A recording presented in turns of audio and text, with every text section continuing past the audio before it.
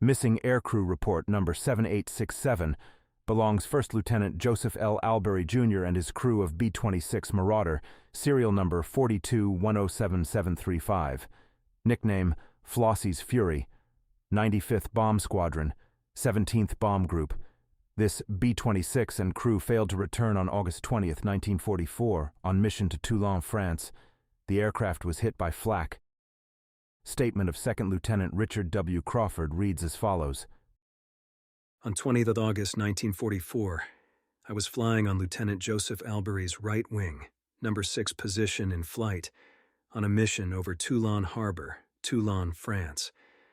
About 30 seconds after bombs were released, the formation made a right break. At that moment, Lieutenant Albury's plane was hit by a direct burst of flak between the right engine nacelle and the fuselage. An orange burst of flame covered the entire length of the fuselage.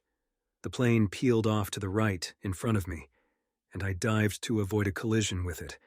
At the time it passed over our turret, it was almost on its back. I did not see it again. That is the extent of my knowledge. Second statement by Richard J. Leclerc reads as follows. Immediately after bomb run, aircraft number 50 received a direct hit in the right engine nacelle, and the engine was blown clear of the plane.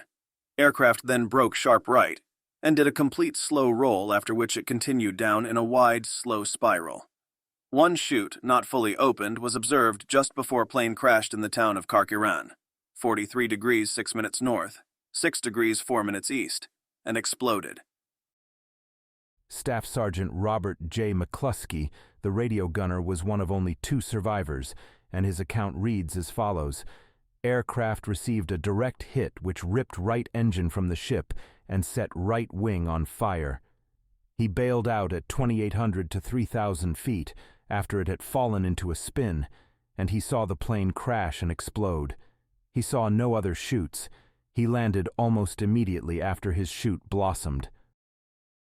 Staff Sergeant George L. Moscovis, the engineer, was the second survivor, and his account reads as follows. Aircraft received a direct hit, which ripped the right engine from the ship and set right wing on fire. Then aircraft fell into a dive. When he bailed, the ship had burned into a mass of flames and had fallen over on its back.